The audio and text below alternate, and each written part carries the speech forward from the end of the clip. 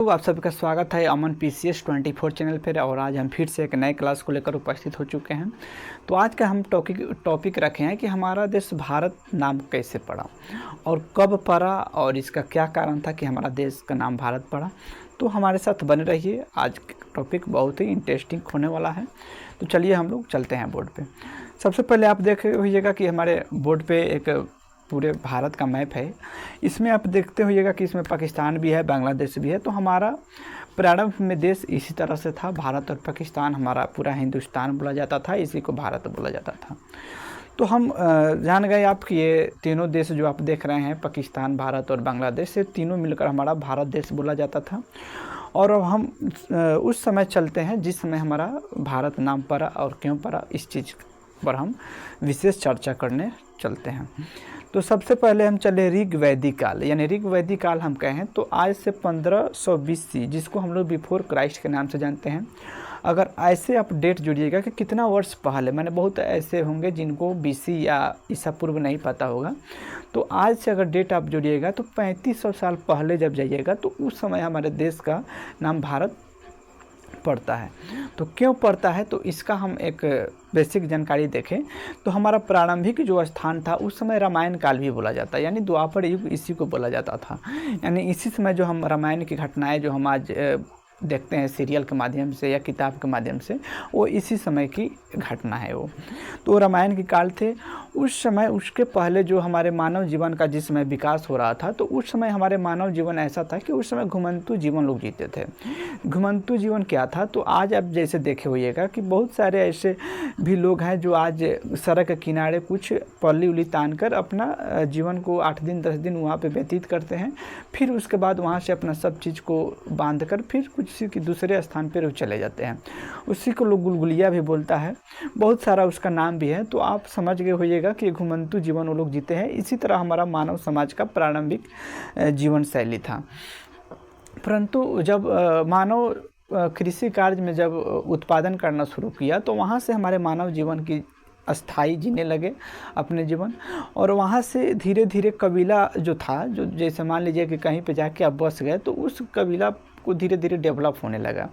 तो ऐसा ही एक हमारा कबीला है जो कि हमारे सिंधु नदी के किनारे है, या रावी नदी के किनारे हम कह सकते हैं। वहाँ पे बहुत सारे छोटे छोटे कबीला था, उसी में से एक कबीला हम कह सकते हैं भरत कबीला है। इस भरत कबीला के हम कह सकते हैं एक राजा है जिसका नाम हम कह सकते हैं सुदास है। इस भरत कबीला के राजा सुदास है। और सुदास के एक पुरोहित है जो काफ़ी चर्चित है, जो हम जानते हैं विश्वामित्र, जो कि आप ऋग्वेद में आप जानते हैं ऋग्वेद के तीसरे मंडल जो कि रचना करने वाले हमारे विश्वामित्र हैं, जो कि गायत्री मंत्र का रचना इन्होंने विश्वामित्र ही ने किया है, गायत्री मंत्र का रचना। तो ये थोड़े गुस्सैले प्रवृत्ति के थे विश्वामित्र हमारे। और जो राजा सुदास थे उनकी एक सोच थी कि ये इतने गुस्सैले जो हमारे विश्वामित्र हैं, तो इतने गुस्सैले व्यक्ति को हम अपना पुरोहित नहीं रख सकते हैं, क्योंकि अचानक कभी कुछ गलती हो जाता है हमारे से तो पता नहीं है क्या श्राप देंगे और हमें पड़ सकता है। तो उस समय क्या था कि द्वापर युग था, उस समय जो बातें कहा जाता था वो सच हो जाते थे। तो ये सोच रहे हैं कि हम इनको क्यों नहीं इस पद से हटा दें और कोई शांत व्यक्ति को इस पद पे हम अपना रखें, पुरोहित पद पे। उस समय आप जानते हैं भगवान राम के गुरु जो कि वशिष्ठ थे, वो बहुत ही शांत प्रवृत्ति के थे, शांत दिमाग के थे। तो उन्हीं को ये अपना गुरु गुरु कह रहे हैं। उन्हीं जो हमारे राम के जो गुरु हैं, गुरु वशिष्ठ, उन्हीं को ये अपना पुरोहित पद पे रखते हैं। और विश्वामित्र को इन्होंने हटा दिया। विश्वामित्र जब हट गए तो उन्होंने थोड़ा गुस्सा में आ गया और वो उनका कहना था कि हमको हटा दिया और हमको जो हटाया है तो इससे हमको जो अपमान हुआ है इसका बदला हम सुदास से लेकर रहेंगे। उसी बीच क्या होता है कि विश्वामित्र कई और राजा के पुरोहित रहते हैं। तो सभी राजा को एकत्रित करके और राजा सुदास के साथ युद्ध करने की घोषणा करते हैं।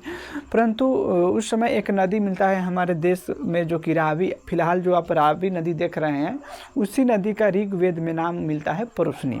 तो इसी परुष्णी नदी के किनारे इस लड़ाई को लड़ा गया। इस लड़ाई का नाम पड़ता है दशराग युद्ध। दशराग युद्ध इसलिए कहा जाता है क्योंकि जो विश्वामित्र थे वो 10 राजा का संगठन लेकर आए थे राजा सुदास के साथ लड़ाई करने के लिए, इसलिए इस लड़ाई को दशराग युद्ध भी कहा जाता था। परंतु इस लड़ाई में राजा सुदास जो भरत कबीला के था यह जीत गए और हमारे विश्वामित्र जो थे वो हार जाते हैं।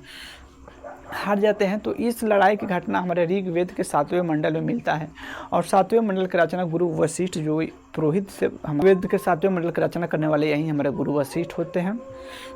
और जब ये जीत गए भरत मुनि, जब ये जीत गए भरत कबीला जब ये जीत गया तो इन्हीं भरत कबीला के जीतने के बाद ये भरत कबीला से ही हमारे देश का नाम भारत पड़ा और यहाँ से हमारे देश का नाम भारत रहा, जो कि आज तक हम अपने देश को भारत नाम से जानते हैं।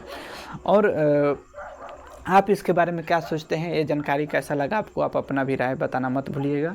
आगे आपको और भी कोई डिटेल जानकारी अगर आप जानना चाहते हैं तो हमारे यूट्यूब फैमिली के साथ जुड़िए। फिलहाल के लिए हम विदा चाहते हैं, फिर मिलेंगे कोई नेक्स्ट वीडियो में कोई नेक्स्ट टॉपिक के साथ। तब के लिए जय हिंद, जय भारत।